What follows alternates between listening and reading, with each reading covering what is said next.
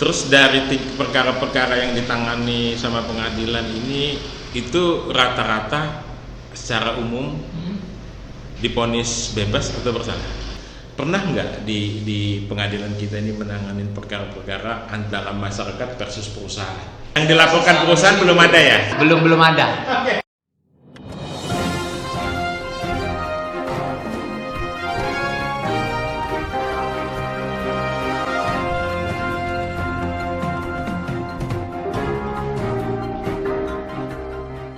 Assalamualaikum warahmatullahi wabarakatuh. Selamat siang pemirsa.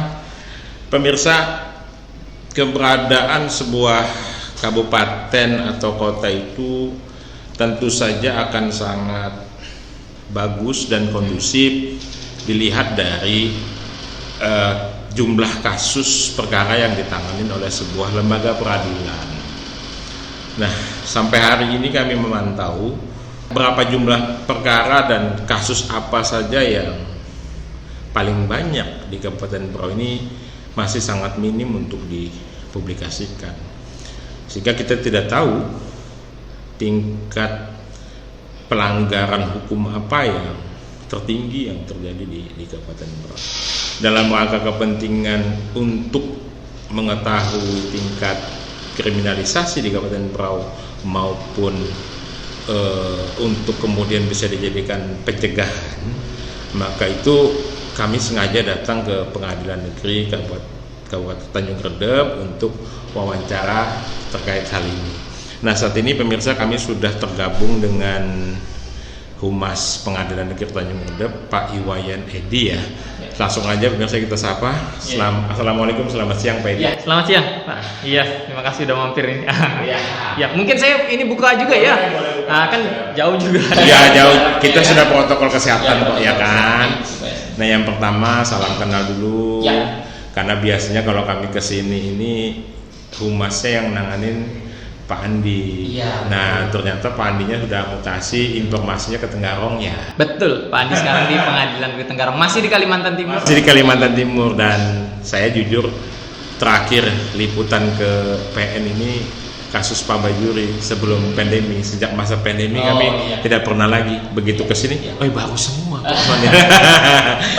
Selamat datang kalau begitu di Kabupaten Berau. Betul, saya juga. Ya, mungkin baru pertama kali bertemu ini. Betul, dan semoga bisa mengawal proses pengadilan dengan lebih bijaksana. Amin, mudah-mudahan. Dengan menggunakan hati nurani, pendekatan keadilan. Ya.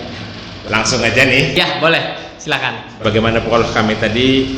Tentu yang pertama kami mau tahu adalah jumlah perkara yang ditangani oleh Pengadilan Negeri Tanjung Redep, baik pidana maupun perdata. Nah, silakan. Ini kebetulan tadi sudah saya mintakan dulu datanya ya, supaya tidak salah. Nah, kalau berdasarkan data, jadi sekarang itu semuanya terekam di SIPP, Sistem Informasi Penelusuran Perkara. Jadi kita bisa akses juga, masyarakat bisa mengakses itu di mobile phone-nya masing-masing. Jadi bisa dilihat sendiri di SIPP. Bisa dilihat di bawah sini. Iya, di bawah ini ya. SIPP PN Tanjung Redep nanti bisa diakses semua. Ini tahun 2020 Pengadilan Negeri Tanjung Redep menangani 338 perkara pidana. 338. Sedangkan untuk perkara perdatanya ada 39 perkara perdata. 2021 sampai sekarang berjalan ada 226 perkara pidana dan 25 perkara perdata.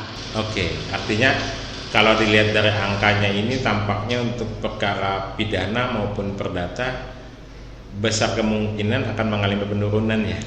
Kalau dilihat pidananya mungkin akan mengalami penurunan. Karena masih 110 lagi untuk mengejar tahun lalu kan. Kayaknya enggak ini. Yang menyebabkan penurunan itu menurut kita apa? Apakah jumlah kasusnya memang berkurang atau masih proses menumpuk, gimana? Kalau untuk memastikan itu sulit juga ya, karena sulit ya, kita tidak tahu juga situasi di lapangan seperti apa, kita tidak.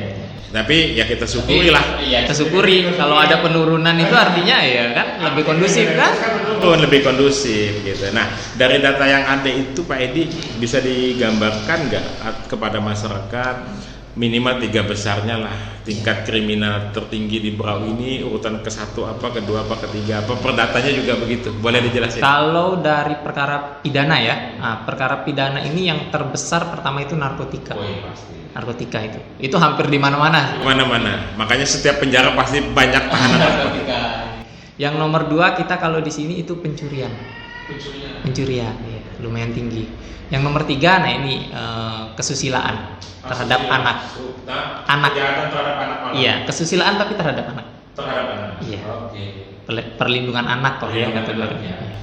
Artinya kalau yang perdata, jadi sekalian nanti kami tanyanya. Yang perdata? Kalau perdata yang pertama cerai. Berikutnya kita ada wan prestasi, perjanjian, dan ketiga ada sengketa tanah. Sengketa. Jadi, kurang lebih begitulah gambaran yang umum ya. Nah, saya mau fokus pada kriminalitasnya gitu. Artinya yang pertama narkoba, dan ini kita udah maklumin semua, seluruh Indonesia berlaku pasti kasus narkoba yang paling tinggi, tidak hanya di Berau kan. Tetapi yang saya cukup surprise adalah angka kita paling tinggi di sini tuh juga kejahatan seksual terhadap anak ternyata. Ya. Yang menarik kami mau tanyakan adalah kalau pantauan pengadilan, karena proses peradilannya di sini, penyebab itu terjadi apa, Pak? Boleh digambarkan nggak? Kan pasti terungkap tuh di dalam tempat persidangan. Agak ya kita menerka-nerka ya. Jadi menerka-nerka ya karena begini. Saya kan di sini baru 1 tahun. 1 tahun. Jadi belum bisa melihat juga bentuk masyarakatnya general seperti apa begitu. Tapi ketika perkara-perkara kesusilaan ini atau pelecehan kejahatan seksual terhadap anak lah ya, sederhananya kita memahaminya begitu ya. Kalau bahasa undang-undangnya kan rumit nanti. Kejahatan seksual terhadap anak ini umumnya terjadi karena orang tua juga kurang perhatian pada anak. Oke ya. Nah, terus dari perkara-perkara yang ditangani sama pengadilan ini, baik sejumlah 300 lebih tadi di 2020, kemudian 2021 berjalan sekarang 250 lebih, itu rata-rata secara umum divonis bebas atau bersalah? Untuk perkara pidana ya, sebagian besar itu bersalah. Tapi bukan berarti tidak ada yang divonis bebas, ada juga. Kemarin terakhir yang ada divonis bebas itu terdakwanya anak ya, bukan terdakwanya anak di bawah umur, betul. Ini memang harusnya tidak didakwakan. Dan ternyata tidak terbukti. Oh, syukurnya lagi begitu ya. Kasus apa itu? Pencurian. Dan ternyata tidak terbukti. Jadi sempat diputus bebas itu tahun ini 2021. Baru beberapa bulan kemarin ada juga yang bebas gitu. Artinya kalau memang tidak bersalah ya tidak mungkin dihukum kan begitu. Tapi kalau dalam sistem peradilan kita, kalaupun terdakwanya anak di bawah umur, memungkinkan untuk dihukum enggak? Memungkinkan. Jadi ada namanya SPPA, Sistem Peradilan Pidana Anak. Nah ini untuk anak-anak yang usianya tertentu, ada batasannya ya. Di bawah 18 tahun dia disidangkan dengan sistem anak. Tapi selama usianya masih di bawah, kalau tidak salah 14 tahun atau di bawah 12 tahun, nah dia belum bisa dikenai pidana. Gitu. Nah, jadi ada hukumannya bisa dikembalikan kepada orang tua. Kepada orang tua untuk pembinaan. Tapi kalau memang batasannya sudah masuk, sudah 14 tahun begitu, sudah bisa. Pengadilan anak sudah bisa dikenai ancaman pidana. Oh gitu. Terus kalau vonisnya apa itu? Ancaman pidana untuk anak ini ada khusus ya. Anak ini agak khusus, dia mulai dari persidangannya ya sampai vonisnya itu khusus. Jadi untuk anak itu mulai dari penjara pun ada. Oh gitu. Mulai dari penjara pun ada, hanya saja bobotnya berbeda dengan orang dewasa. Tapi ada yang namanya pelatihan, ada yang namanya kerja sosial, dan macam-macam. Ya, tapi intinya secara keseluruhan mayoritas memang divonis bersalah ya. Mayoritas bersalah. Karena memang terbukti bersalah kan begitu. Ya. Artinya kinerja dari jaksa penuntut umum, JPU ya, yang menuntut maupun kepolisian dalam menaikkan sebuah perkara sampai P21 dan sampai dilimpahkan ke peradilan itu udah bagus memang benar. Iya. Karena faktanya kan pengadilan memandang terbukti secara sah dan meyakinkan. Betul. Ya. Oke ya. Nah, pernah nggak di pengadilan kita ini menangani perkara-perkara antara masyarakat versus perusahaan? Ada. Pasti ya? Ada. Tempat seperti Berau ini kan banyak perusahaannya, pasti ada. Perkara perdata misalkan seperti pembebasan lahan, pemberian ganti kerugian, nah, itu ada saja 1-2 perkara. Yang Kalau untuk urusan yang begitu biasanya kebanyakan memenangkan masyarakat atau perusahaan? Nah, kalau ini tidak bisa menjawab masyarakat atau perusahaan, memenangkan yang benar, kan begitu. Iya. Kalau memang haknya masyarakat yang harus dilindungi, ya kita lindungi. Nah, maksud saya sesuai data dengan pengadilan, hasil keputusannya itu seperti apa? Apakah masyarakat gugatannya diterima atau ditolak? Ada yang diterima, ada juga yang ditolak, kan begitu jadinya. Kalau pidananya ada juga ya? Kalau pidananya yang melibatkan perusahaan umumnya seperti pencurian, yang dicuri barang perusahaan, atau penggelapan. Terdakwanya masyarakat lah ya. Pelapornya perusahaan. Kalau sekarang perusahaan yang dilaporkan perusahaan belum ada ya? Selama di sini saya belum ada. Belum ada. Baik, nah sekarang terakhir nih, kita singkat saja wawancaranya. Apa yang mau disampaikan sama pengadilan kepada masyarakat Kabupaten Berau terkait upaya-upaya kita supaya kasus-kasus ini bisa kita tekanlah di Kabupaten Berau sehingga pengadilan pun kerjanya tidak terlalu ribet gitu. Nah, itu sudah tanggung jawab pengadilan gitu kan, sudah tanggung jawab pengadilan. Tapi begini, sebenarnya pengadilan ini kan fungsinya represif ya, bukan preventif gitu. Tapi meskipun fungsi represif, kalau kita menerbitkan putusan yang baik, putusan yang memberikan rasa keadilan, nah itu bisa menjadi preventif atau pencegah kejahatan berikutnya, kan begitu. Efek jerah lah ya. Efek jerahnya. Selain itu juga memberikan rasa percaya masyarakat terhadap pengadilan, kan begitu. Nah, untuk perkara-perkara pidana ini terutama narkotika, pelecehan, itu saya rasa peran masyarakat besar. Yang banyak perkara narkotika yang terungkap karena laporan dari masyarakat, kan itu menjadi peran penting. Kalau pengadilan kan tidak bisa berperan di situ, betul.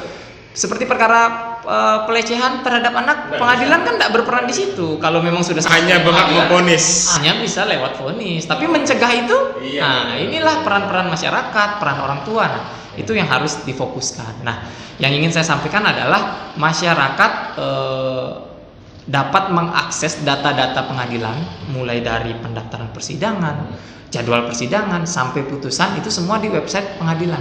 Jadi sebenarnya pengadilan itu transparannya itu sekarang sudah luar biasa, di era modern itu sudah luar biasa. Jadi bisa nggak usah cemas lah gitu, kalau ada apa-apa bisa dilihat. Nah, saya lupa tadi nanya, ini penting nih.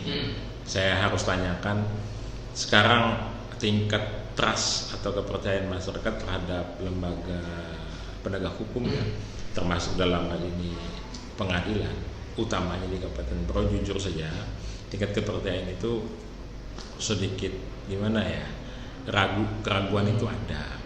Kebanyakan memang yang berpikir apakah pengadilan penegak hukum bisa berdiri di tengah sebagaimana layaknya seorang penegak hukum.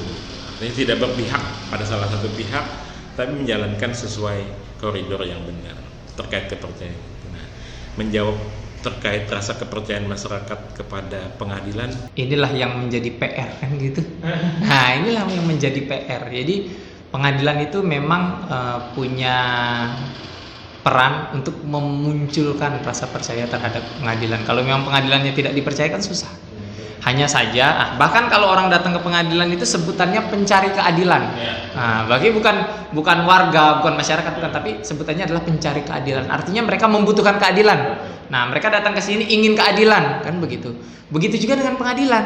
Pengadilan berharap orang-orang yang datang itu mencari keadilan, bukan mencari kemenangan. Benar atau salah? Benar atau salah. Yang dicari itu yang adil, karena terkadang kan orang ketika menang menganggap adil, ketika kalah menganggap tidak adil. Nah, ini kadang tergantung perspektif sebetulnya. Ya. Tapi pada akhirnya pengadilan tetap punya kewajiban untuk menghadirkan rasa keadilan itu. Emang tujuan utamanya kan itu sebenarnya. Betul, makanya lambang keadilan itu Dewi Keadilan.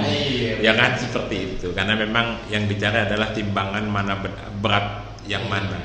Artinya keadilannya lah. Bahkan kalau dalam perkara perdata yang kita utamakan, kalau bisa diselesaikan secara damai, mediasi, bisa selesai damai, ya kita damaikan, kan begitu.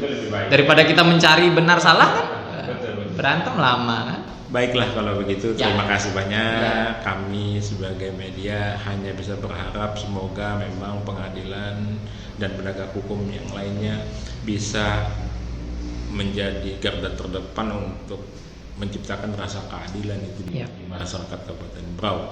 Dan kami doakan semoga terus sehat di masa ini, kita bisa beraktivitas tetap dengan aktivitas kita pengadilan pengadilan yang baik ya. Iya, amin. Yang dapat kami sampaikan, jangan segan-segan kalau ada yang bisa kami bantu dari sisi publikasi media, jangan segan hubungin kami. Siap. Ya, kami siap membantu sepanjang itu memang untuk kepentingan hajat hidup orang lain. Betul. Demikian, makasih. Assalamualaikum warahmatullahi wabarakatuh.